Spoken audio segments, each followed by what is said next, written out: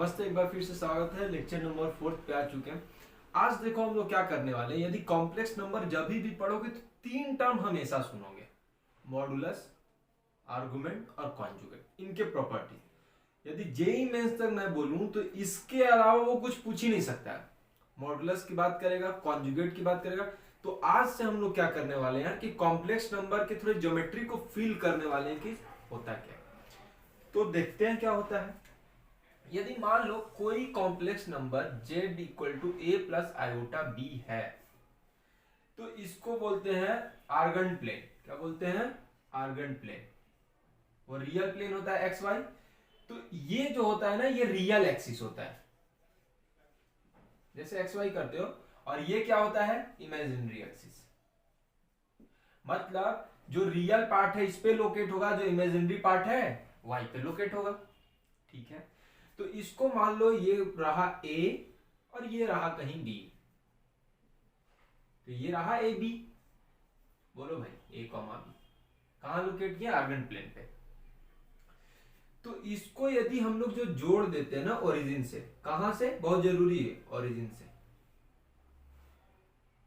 तो जो वेक्टर का और जो बोल सकते हो जो कॉम्प्लेक्स नंबर का ये लेंथ आता है, उसको मॉडुलस बोलते हैं। उसको क्या बोलते हैं?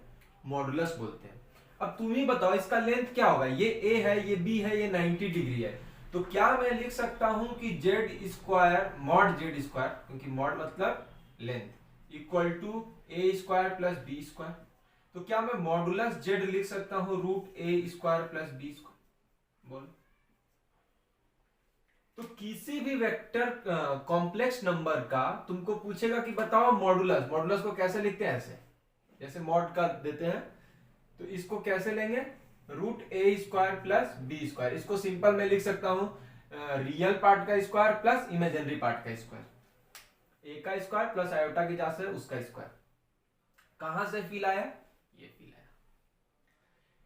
दूसरा चीज, ये तो हो गया भैया मॉडुलस की बात। जो दूसरा चीज फील होने वाला है वो ये है कि जो ये एंगल बनाता है, जो भी कॉम्प्लेक्स नंबर इधर एंगल बनाएगा तो पॉजिटिव, नीचे मैं इसको अच्छे से बताऊंगा। अभी तक के लिए बस समझो कि जितना एंगल बनाता है उसको बोलते हैं आर्गुमेंट। आर्गुमेंट। यदि कॉम्प्लेक्स नंबर बोल रहा है कि आर्गुमेंट 45 है, मतलब कि उस कॉम्प्लेक्स नंबर को ओरिजिन से ज्वाइन कर दिए, तो जो वो एंगल बना रहा है एक्स एक्सिस से, वो कितना है? 45। तो ये कॉन्सेप्ट समझ में आएगा कि आर्गुमेंट क्या होता है, तो एंगल होता है। तीसरा पार्ट एक बहुत इंपॉर्टेंट है, वो क्या है? उसको बोलते हैं कॉन्जुगेट। इसको क्या बोलते हैं? कॉन्जुगेट। ये होता है a minus iota b. Real part को वैसे ही रख देते हैं, इमेजिनरी पार्ट को माइनस कर देते। तो लोकेट करो, देखो रियल पार्ट तो सेम है, लेकिन b जो ऊपर है वो अब क्या होगा? नीचे। तो इसको अपन बोलते हैं कॉन्जुगेट। तीनों टर्म यहीं पे हम लोग समझ लिए। क्या होता है कि मॉडुलस क्या होता है? तो जो भी कॉम्प्लेक्स नंबर का लेंथ होता है उसको मॉडुलस बोलते हैं। क्या आता है वो भी लिख ली। ठीक। जो एंगल बनाता है, अब एंगल बनाओ। एंगल जो बनाता है एक्स एक्सिस से, अच्छे से बताऊंगा कौन एंगल लेना है कौन नहीं, उसको बोलते हैं आर्गुमेंट। एक बात बताओ, एंगल यहां पे कितना बन रहा है? tan theta equal to B by A. ये रहा बी, ये रहा। ठीक है। अच्छा, ये क्या हो गया? ध्यान से देखो, मैं कह सकता हूं कि इसका इमेज यदि एक्स एक्सिस में ले ले जेड का, तो यही तो जेड कॉन्जुगेट है। ठीक है, और कॉन्जुगेट किसको कहते हैं? ए माइनस आयोटा बी को। ये तो बात हो गई। अब हम लोग थोड़ा सा आर्गुमेंट का और बात करेंगे, क्योंकि आर्गुमेंट में मुद्दा फंसने वाला है। आर्गुमेंट में, मॉडुलस में, सब में एक एक लेक्चर सेपरेट लाने वाले हैं। ठीक है, लेकिन अभी के लिए देख लेते हैं कि आर्गुमेंट का क्या रोल है। जैसे मैं बोल दूं तुमको कि 1 plus iota, 1 minus iota, minus 1 plus iota, minus 1 minus iota. ठीक है, इसको लोकेट करो, इसका कॉन्जुगेट बताओ, इसका आर्गुमेंट बताओ, इसका मॉडुलस बताओ। तो मॉड तो यार एकदम सिंपल है,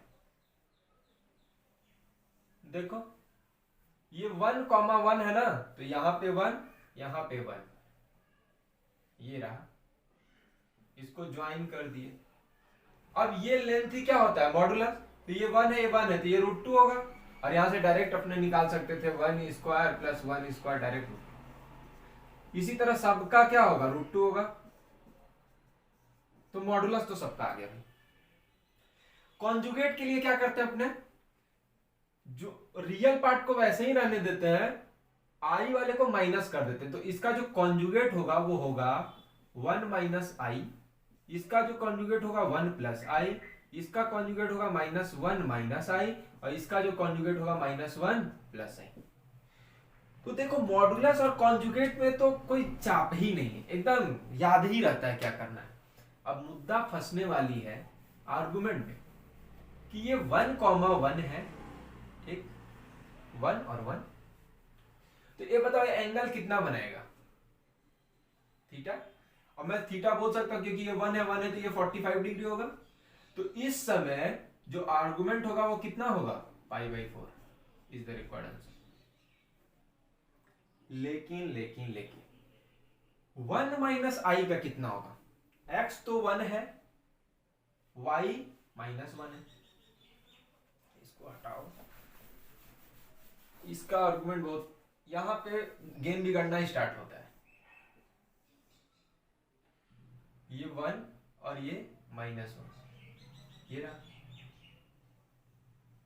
अब बताओ कौन सा एंगल ले, देखो यहां से स्टार्ट होना है, यहां से एंगल 2 ले सकते हैं, यहां पहुंचने का 2 तरीका है, ये और दूसरा तरीका है ये।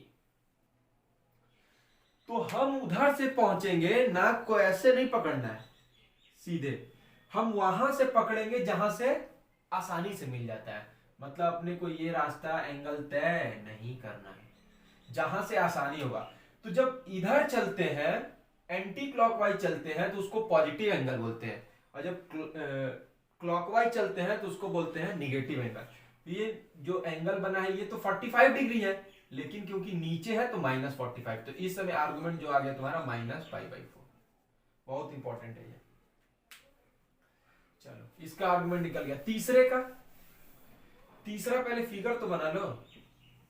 तीसरा फिगर क्या होगा, x -1 है और y 1 है, कहीं यहां पे होगा, बोलो, यहां से स्टार्ट होना है। अब बताओ यहां से ऐसे जाए कि पीछे से, तो इधर ही से पास पड़ रहा है।